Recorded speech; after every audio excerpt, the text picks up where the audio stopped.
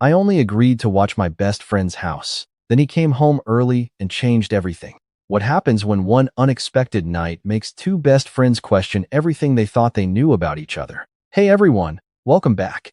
Subscribe and turn on notifications so you never miss a new gay love story. And tell me in the comments, have you ever realized a friendship might mean something more? Now, let's dive into today's story. I had been in Cole Whitaker's house for less than 6 hours when I realized I missed him, which was ridiculous, because I was literally surrounded by him. Ryan Mercer stood in the middle of his best friend's kitchen holding a coffee mug he had no business feeling sentimental about. It was navy blue, chipped near the handle, and Cole had used it almost every morning for years. Ryan knew this because apparently 8 years of friendship had turned him into an unpaid historian of Cole's completely unremarkable habits. He knew Cole took his coffee black until 10, added cream after 10, forgot where he left his keys at least twice a week, and always claimed he wasn't hungry before stealing half of Ryan's fries. Normal information, best friend information. Definitely not evidence that Ryan had spent far too much time noticing one particular man. "You're judging me," Ryan said. Benny, Cole's aging golden retriever, stared from beside the refrigerator. "Your father abandoned us." Benny blinked. "Fine. He went to Denver for work." Same emotional impact. Cole had asked Ryan to house sit for 1 week, while he attended a wildlife rehabilitation conference. Water the plants, bring in the mail, feed Benny, keep the place standing. Easy. Ryan restored antique pianos for a living. Surely he could keep one suburban house alive for 7 days. Yet the place felt different without Cole in it. Too quiet. His work boots were lined beside the back door. His faded college sweatshirt hung over a dining chair. A handwritten note waited beneath a magnet on the refrigerator. "Pasta's on the second shelf. Your favorite sauce is behind the milk. Don't feed Benny from your plate. He's a liar." Ryan smiled before he could stop himself. "He bought my favorite sauce." Benny's tail thumped once. "That means nothing." Another thump. "You're extremely opinionated for someone who eats grass." Ryan made dinner, fed Benny exactly 3 pieces of chicken despite Cole's warning, and spent the evening pretending he wasn't noticing how naturally he fit into Cole's routines. By 11, rain tapped softly against the windows. Ryan stretched across the couch with Benny pressed against his leg. He took a picture of the dog and sent it to Cole. "Your son has replaced you." The reply came almost immediately. "Traitor." Ryan smiled. Then another message appeared. "He only does that with people he trusts." Ryan's thumb hovered over the screen. Something warm and inconvenient tightened beneath his ribs. 8 years, and Cole could still do that with one ordinary sentence. Ryan typed 3 different replies, deleted all of them, then settled on "Smart dog. Coward." His own brain supplied. "Nobody asked you," Ryan muttered. His phone battery flashed red. He remembered Cole kept spare chargers in the living room cabinet and crossed the room. First drawer, nothing. Second drawer, batteries and old receipts. Ryan opened the third and stopped. Behind a stack of envelopes sat a small wooden box. Nothing unusual about it, except for the single word written across the lid in Cole's unmistakable handwriting. "Ryan." Ryan stared at his own name on the wooden box for a full 5 seconds before slowly closing the drawer. "Nope." Benny lifted his head from the rug. "That is private, and I am a mature adult with boundaries." Benny yawned. "Exactly." Ryan found a charger in the cabinet below, plugged in his phone, and spent the next hour thinking about absolutely nothing except the box. By morning, he had convinced himself it probably contained something boring. Old receipts, a forgotten birthday gift, evidence that Cole had once planned to return the $20 Ryan lent him in 2021. Anything was possible. Ryan left it untouched. And that should have made him feel noble. Instead, it made him feel like an idiot with excellent restraint. The next 2 days slipped into a strange domestic rhythm. Ryan drove to the piano restoration shop each morning, spent hours coaxing life back into an 80-year-old Steinway, then returned to Cole's place before sunset. Benny greeted him at the door like Ryan had survived an expedition instead of a 12-minute commute. Ryan cooked dinner, watered Cole's aggressively needy basil plant, and answered Cole's evening video calls. Those calls were supposed to be about the house. They never stayed that way. "Show me Benny," Cole said on the second night. Ryan turned the phone toward the dog. "Interesting. You have not asked to see me. I can already see you. That is not the point." Cole smiled, small and familiar, and Ryan hated how easily that expression could soften an entire day. "How was work?" Cole asked. Ryan told him about a piano with 3 broken keys and an owner convinced the instrument was haunted. Cole listened the way he always did, without checking another screen or waiting for his turn to speak. When Ryan finished, Cole said, "You skipped lunch again." Ryan frowned. "How could you possibly know that? You get dramatic when you are hungry." "I am always dramatic." "Exactly. Tonight you are dramatic with low blood sugar." Ryan laughed, but Cole was already telling him where to find soup in the freezer. On the third evening, their call lasted 47 minutes. Neither mentioned that there was no reason for it to last 47 minutes. Ryan carried the phone through the kitchen while making coffee. Cole sat in his Denver hotel room, tie loosened, looking tired enough that Ryan wanted to reach through the screen and fix something he could not name. "You should sleep," Ryan said. "So should you. I am home." The word escaped before Ryan considered it. Cole went quiet. Ryan glanced around the kitchen. "You're home, obviously." Something shifted in Cole's expression. "There and gone, right?" Later, a weather alert appeared on Ryan's phone. A heavy storm was moving in overnight. Minutes afterward, Cole texted that the conference schedule might change and his trip could run longer. Ryan stared at the message, surprised by the drop in his chest. His phone rang before he could answer. Cole appeared on screen. "You look disappointed." "I do not, Ryan. I was promised 7 days of free groceries. I am protecting my investment." Cole watched him with that unnervingly patient expression. "Were you waiting for me to come home?" Ryan opened his mouth. The easy joke was right there. For once, it would not come. Cole's gaze stayed on him through the screen while rain began tapping against the windows. Ryan finally looked away. "Maybe I just got used to having you around." The silence that followed felt different from all the others. Softer, more dangerous. Then thunder rolled somewhere beyond the neighborhood. The kitchen lights flickered once, and Cole quietly said, "Yeah, me too." By 9 that night, the storm had turned Cole's quiet house into a collection of shadows and rattling windows. Ryan stood in the kitchen watching rain blur the backyard lights when the power disappeared. "Perfect," he said into the darkness. Benny immediately pressed against his leg. "Do not panic. One of us needs to be emotionally stable, and apparently neither of us qualifies." Ryan found candles in the hall closet, then discovered that Cole had somehow organized them by size. "Of course you did." His phone showed limited service, and a message from Cole sent 20 minutes earlier. "Weather is getting worse. Stay inside." Ryan smiled despite himself. "Yes, Dad." Cole replied almost instantly. "I am serious." Ryan typed, "I know. Be safe too." Then stared at the words before sending. The temperature dropped as the heating system went silent. Ryan searched the coat closet and found Cole's faded gray hoodie hanging behind 2 jackets. He hesitated. He had borrowed it before. Dozens of times, probably. That was what best friends did. Still, pulling it over his head felt strangely different here. Alone in Cole's house, with Cole hundreds of miles away. The sleeves covered half his hands. It smelled faintly like laundry detergent and cedar. Familiar. Safe. Ryan hated how much that mattered. He settled on the couch with Benny and a blanket, listening to rain drum against the roof. At some point, his eyes closed. He dreamed of nothing he could remember. Then a sound snapped him awake. A key turning in the front door. Ryan sat upright. Benny jumped down, tail suddenly moving. "Why are you happy?" Ryan whispered. The lock clicked. Ryan grabbed the nearest object he could find, which happened to be a wooden backscratcher. Excellent. Very intimidating. The door opened, bringing in a rush of cool air. A tall figure stepped inside, carrying a duffel bag. Ryan raised his ridiculous weapon. "Do not move." The figure froze. "Ryan?" Ryan knew that voice before his brain caught up. "Cole?" Lightning brightened the entryway for half a second, and there he was. Cole Whitaker, damp from the rain, hair disheveled, staring at Ryan like he had walked into the wrong version of his own life. Benny raced toward him. Cole dropped his bag and crouched to greet the dog.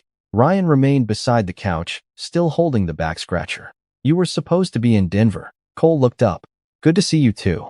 You cannot just appear in a dark house during a storm. That is how people accidentally get attacked with inexpensive household accessories." Cole laughed, and something inside Ryan loosened instantly.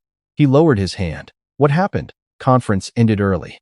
Flights were getting canceled, so I rented a car and drove back before the weather got worse." Cole stood, then finally seemed to notice what Ryan was wearing.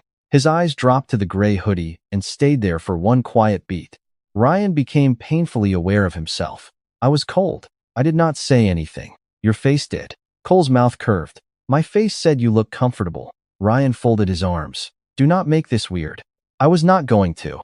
Cole stepped closer, still smiling. "But now I definitely am." Ryan laughed. mostly because the alternative was acknowledging the strange jump in his pulse. Then Cole's expression softened. You okay? 2 words. That was all. Ryan looked at him, really looked at him, and felt the answer before he understood it. Cole was home. The room felt right again. Yeah, Ryan said quietly. Now I am. Cole stopped smiling. Ryan? For a moment, neither man moved. Rain filled the silence between them, and Ryan suddenly wondered whether he had said too much. Then Benny shook rainwater across both their legs, breaking the moment. Cole groaned. Ryan laughed. But when Cole reached past him for a towel, his hand briefly settled against Ryan's shoulder, warm and familiar, and stayed there 1 second longer than it needed to. The roads were already flooding by the time Ryan checked the weather app, which meant going back to his apartment was officially a terrible idea. Cole glanced over Ryan's shoulder at the warning on the screen. You are staying here. Ryan looked at him. That sounded less like a suggestion and more like a hostage situation. The guest room has clean sheets. A luxurious hostage situation. Cole shook his head, but Ryan caught the smile before he turned away. 10 minutes later, Cole had changed into a navy sweatshirt and worn jeans, and the house felt strangely complete again. Ryan tried not to think about that. He also tried not to notice how quickly they slipped into their old rhythm. Cole found flashlights. Ryan lit more candles. Cole checked the windows. Ryan made coffee neither of them needed. They moved around each other without instructions, passing objects before the other asked, opening cabinets at exactly the right moment, sharing the kitchen like they had rehearsed it for years. Maybe they had. You are bleeding, Ryan said suddenly. Cole glanced down at his right hand. A thin scrape crossed 2 knuckles. It is nothing. That is what people say immediately before making something my problem. I caught it on my suitcase. Sit down.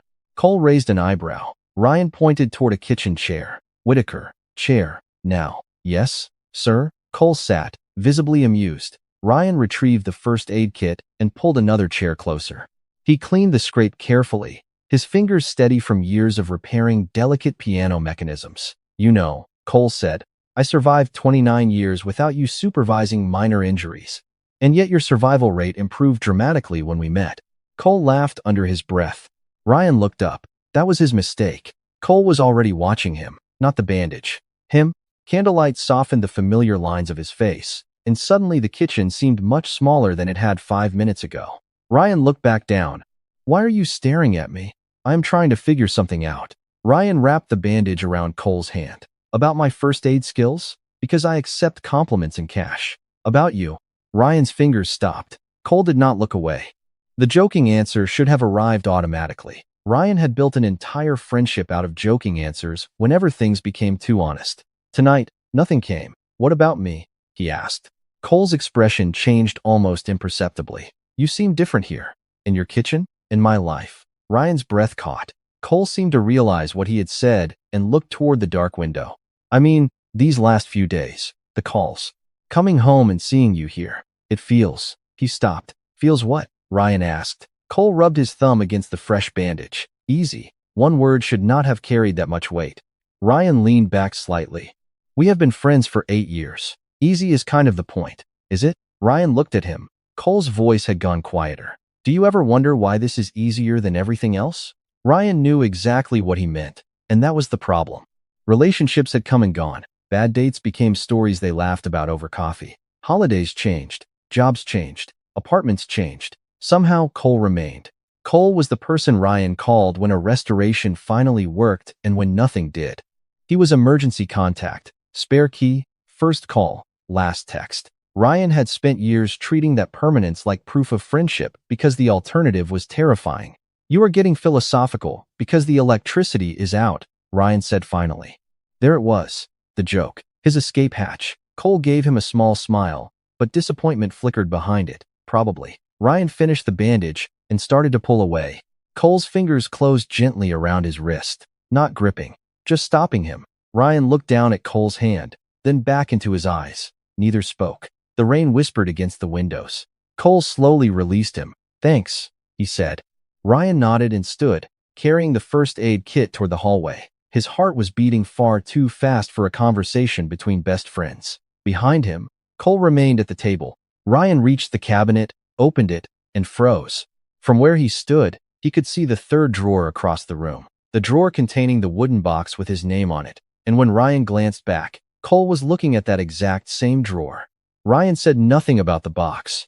Cole said nothing about Ryan noticing him look at it. Apparently, 8 years of friendship had also made them experts at avoiding the exact same subject. I found beer, Ryan announced 10 minutes later, holding up 2 bottles like they were diplomatic peace offerings.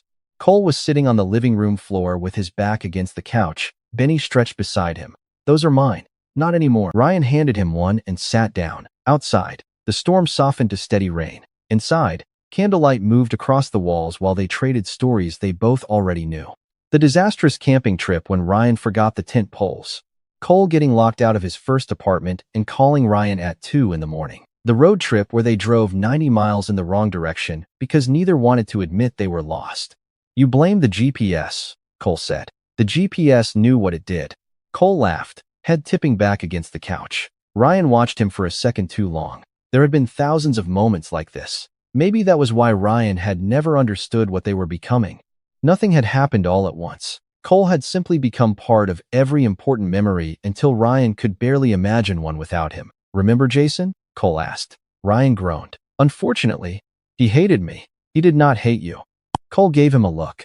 He asked why you called me during our anniversary dinner. Your car broke down, 2 blocks from your apartment. Distance is irrelevant during an automotive crisis. Cole smiled, but it disappeared quickly. None of them liked how close we were. Ryan looked at his bottle.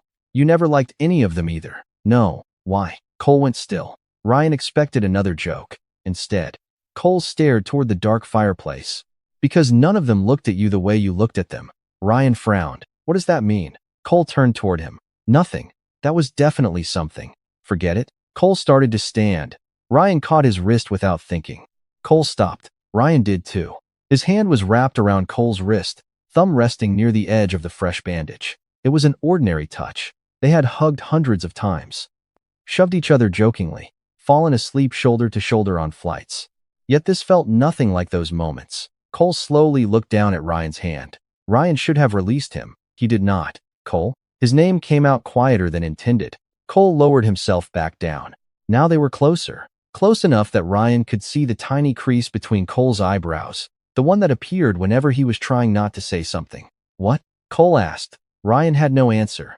Cole's gaze moved across Ryan's face and settled there, steady and searching. The room seemed to narrow around them. Ryan felt Cole's fingers turn beneath his hand until their palms almost touched. Almost. Neither man moved away. Cole leaned closer by barely an inch. Ryan's breath caught. There was no joke left to hide behind. No safe explanation for the way. Cole was looking at him. Ryan's eyes dropped briefly to Cole's mouth, then lifted again. Cole noticed. Of course, he noticed. Another inch disappeared between them. Benny suddenly barked at a crack of thunder and scrambled upright, wedging his head directly between their shoulders. Ryan jerked back and laughed, breathless with relief and something dangerously close to disappointment. Cole covered his face with one hand. Seriously, Benny? Ryan scratched the dog's ears. He believes in boundaries. Cole looked at Ryan over Benny's head. Apparently one of us should. The words were light. His eyes were not. Ryan swallowed. Then, across the room, his gaze landed on the drawer again. This time he knew one thing with absolute certainty. Whatever Cole had put inside that box, Ryan was no longer sure he wanted it to be something boring. Ryan lasted exactly 11 minutes before the silence became unbearable. Cole had moved to the kitchen to check his phone, leaving Ryan alone with Benny and the memory of an almost kiss neither of them had acknowledged.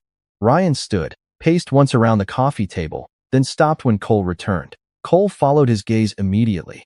The drawer. Again. You found it? Cole said. Ryan looked at him. There was no confusion in Cole's voice. I was looking for a charger. Of course you were. I did not open it. Cole nodded, but his shoulders remained tense. I know. Ryan tried to smile. You sound surprisingly confident in my moral character. I know you. The words landed harder than they should have. Ryan glanced toward the drawer. Why is my name on it? Cole was quiet long enough for the rain to fill the room. Then he crossed to the cabinet and pulled the drawer open. I was going to give this to you someday. That sounds alarmingly serious. Ryan. There was something in Cole's voice that erased the joke from Ryan's mouth. Cole lifted the wooden box and carried it over. For a moment, he simply held it between them. Then he offered it to Ryan. Open it. Ryan sat on the couch and lifted the lid. Inside was not one important object. It was a collection of small, almost meaningless things. A faded ticket from a baseball game 8 years ago. a paper wristband from a county fair, a broken keychain shaped like a piano, a coffee sleeve with Ryan's handwriting across it. He picked that one up and laughed softly. "You kept this?" The sleeve read, "Your coffee tastes like regret. Buy better beans." "You wrote that the first month we knew each other," Cole said. "I was right. You were unbearable." "Was?"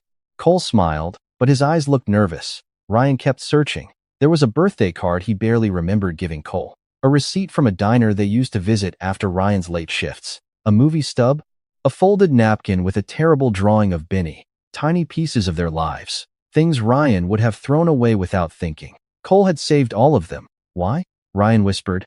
Cole sat beside him, leaving several inches between them. "Keep going." At the bottom was a photograph. Ryan recognized it immediately. A road trip to Tennessee 5 years earlier. He had fallen asleep in the passenger seat after insisting he was not tired. In the picture, Ryan's head rested against Cole's shoulder, his face relaxed, sunlight spilling through the windshield. Cole was looking down at him instead of at the camera. Ryan turned the photograph over. 4 words were written beneath the date. "The day I realized." Ryan forgot how to breathe for a second. "Realized what?" Cole stared at his hands. "You really need me to say it?" "Yes." Cole looked at him then, and Ryan saw something he had somehow missed for years. Fear, not embarrassment, not uncertainty, fear that I was in love with you. Ryan did not move. The rain, the candles, Benny breathing near their feet, everything seemed suddenly distant. 5 years ago? Ryan asked. Cole gave a small, humorless laugh. At least. Ryan looked back into the box, and every object changed meaning at once. The rides home, the midnight calls, Cole remembering his coffee order, showing up whenever Ryan needed him, never liking Ryan's boyfriends. Ryan had filed every one of those things under friendship because friendship was safe. "Why did you never tell me?" His voice came out thinner than he wanted. Cole's jaw tightened. "Because you were dating someone, then someone else. And every time something ended, you came to me and said the same thing." Ryan already knew. "You were the best friend I have ever had." Cole nodded. "And every time you said it, I thought, do not ruin this. Do not ask for more and lose everything." Ryan stared at him. 5 years of hidden meaning sat between them. 5 years of Cole loving him quietly enough that Ryan had mistaken devotion for habit. Then another thought arrived, colder and sharper. "Were you ashamed?" Cole's expression changed instantly. "What?" Ryan closed the box. "Of wanting me? Ashamed?" Cole repeated, and the hurt in his voice made Ryan immediately wish he could pull the question back. Cole stood and walked toward the dark window, one hand resting against his hip, while the other curled around the fresh bandage Ryan had wrapped minutes earlier. "You really think that is why I never told you?" Ryan closed the wooden box and set it carefully on the coffee table. "I do not know what I think. I just found out my best friend has apparently been in love with me for 5 years. More than 5. Ryan stared at him. "That is not helping." Cole turned around. "I was never ashamed of loving you, Ryan. I was terrified of losing you." The words landed cleanly, without anger, which somehow made them hurt more. Cole stepped closer. "You were the person I called when my mother had surgery. You helped me move 3 times. You sat with me in an airport for 6 hours when my flight got canceled, even though you could have gone home. When my first rescue placement failed, and I thought I was terrible at my job, you showed up with coffee and stayed until sunrise." Ryan remembered every moment. He had simply never realized Cole remembered them too. "What was I supposed to do?" Cole continued. "Tell you I wanted something different and risk making every one of those things uncomfortable? Risk watching you pull away? You thought I would leave? I thought you might have to." Ryan stood. "You know me better than that." "Exactly." Cole's voice softened. "I know you make jokes when you are scared. I know. I know you change the subject when something matters too much. I know you have spent years telling me I am your best friend every time we get close enough for me to wonder if maybe you feel it too." Ryan went still. There it was. Not accusation. Recognition. Cole had seen him hiding because Cole had been hiding in exactly the same place. "You want to know why I kept saying that?" Ryan asked. Cole said nothing. Ryan laughed once, quietly, but there was no humor in it. "Because boyfriend sounded like something I was not allowed to want." Cole's face changed. Ryan looked down at his hands. "Every relationship I had, I compared it to this. To you. They would forget something I told them, and I would think Cole would remember. They would cancel plans, and I would think Cole would show up. Someone would hold my hand, and somehow I would wonder why it did not feel as safe as sitting beside you doing absolutely nothing." His throat tightened. "Do you know how messed up that felt?" Trying to build a relationship while the person I trusted most was already standing right next to me, Ryan. So I called you my best friend, because that was safe. Because if I admitted I wanted more, and you did not, then I could lose you. Cole stared at him. Ryan shook his head, almost smiling at the absurdity. We are idiots. A breath of laughter escaped Cole. Apparently, the tension softened for half a second, then returned heavier than before. Cole crossed the remaining distance until only a few feet separated them. Tell me something. Ryan looked up. All those times you came over after a bad date. All those nights you stayed here until 2 in the morning because neither of us wanted to end the conversation. Was that really just friendship to you? Ryan wanted to retreat into humor. He could feel the instinct rising. This time, he let it pass. No. Cole inhaled slowly. Ryan took one step closer. I think I have loved you for so long that I stopped recognizing it as love. Cole's eyes shone in the candlelight, vulnerable in a way Ryan had almost never seen. And now? He asked. Ryan looked at the man who had quietly kept pieces of their life together for years. Then he answered with the only truth he had left.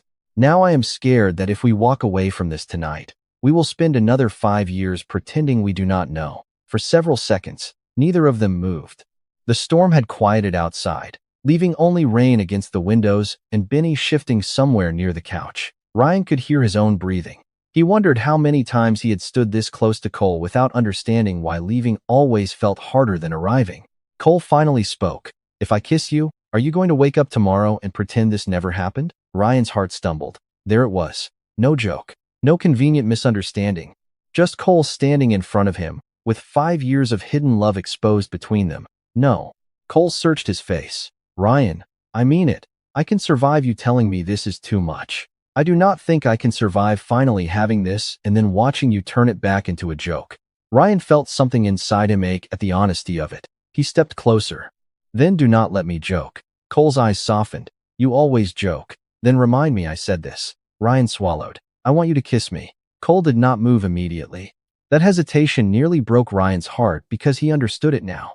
Cole was still protecting him, still giving him room to change his mind, even after years of wanting this. So Ryan closed the final inch himself. The first kiss was soft, almost careful, familiar and completely new at the same time. Cole's hand came to rest lightly against Ryan's cheek, and Ryan felt himself smile before they had even pulled apart.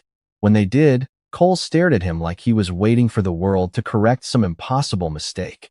Ryan let out a nervous laugh. That was extremely inconvenient. Cole blinked. What? Because now I know what I have been missing. Cole laughed, quiet and relieved, and Ryan caught the front of his sweatshirt before courage could disappear again. The second kiss was still gentle, but there was no uncertainty in it. Cole wrapped his arms around Ryan, and Ryan leaned into him with a strange, overwhelming sense of recognition. He had been hugged by Cole hundreds of times. Airports, birthdays, bad days, good news. This felt different only because neither of them had to pretend it meant less than it did. When they separated, Ryan rested his forehead against Cole's. 5 years, he whispered. We wasted 5 years. We had 5 years. Cole corrected softly. We just called them something else. Ryan closed his eyes. That somehow made it easier. Later, they settled onto the couch beneath the same blanket, Ryan tucked against Cole's shoulder while Benny occupied an unreasonable amount of space near their feet. Nothing dramatic happened. Cole traced his thumb absently over Ryan's knuckles. Ryan listened to his breathing. For the first time all night, silence did not feel dangerous. Then a question returned to him. Ryan lifted his head. Why did you come home tonight? Cole frowned. I told you. The conference ended early. You also told me flights were getting canceled. You could have stayed in Denver. Cole looked away. That was answer enough. Cole, I could have stayed at the hotel. Ryan waited. Cole exhaled slowly.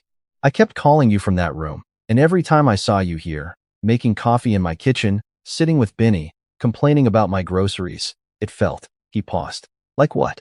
Cole looked back at him. Like I was watching the life I wanted from hundreds of miles away. Ryan went completely still. So when they ended the conference early, I did not want another night in that hotel. I wanted to come home. His fingers tightened gently around Ryan's hand. And for the first time, home did not mean this house. Ryan's eyes burned unexpectedly. Cole gave him a small, almost embarrassed smile. It meant you. Ryan stared at him, then leaned forward and wrapped both arms around Cole. Cole held him immediately, as if that answer had been waiting years too. Ryan buried his face against his shoulder and laughed softly. You realize I am never letting you pretend that was a normal best friend thing to say. Cole rested his cheek against Ryan's hair. Good. I am done pretending. Ryan woke to sunlight across his face and an arm around his waist. For one confused second, he stared at the ceiling and tried to remember why he was sleeping on Cole's couch instead of in the guest room. Then Cole shifted behind him, pulling him a little closer without waking, and every memory from the night before returned at once. The box, the photograph, 5 years, the confession, the kiss. Ryan smiled into the pillow. Well, this is terrifying. You talk too much in the morning, Cole murmured behind him. Ryan froze. You are awake? Unfortunately, Ryan started to sit up, mostly because his nervous system had apparently decided retreat was still an option. Cole tightened his arm just enough to stop him. Where are you going? I was considering a graceful exit.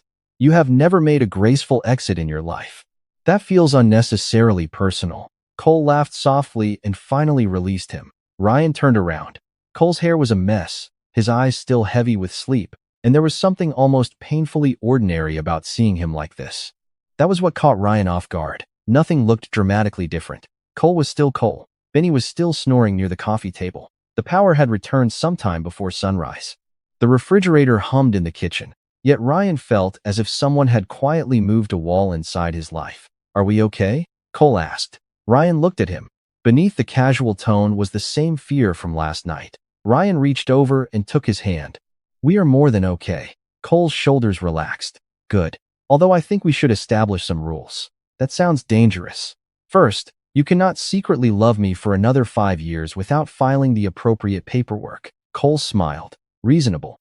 Second, we do not have to figure out the rest of our lives today. Cole's thumb brushed across Ryan's knuckles. I like that one. Ryan nodded. We try this. For real. Dating? Yes? Cole pretended to consider it. I should probably check my schedule. Ryan shoved his shoulder. Cole caught his hand and pulled him into a hug, and Ryan laughed against him.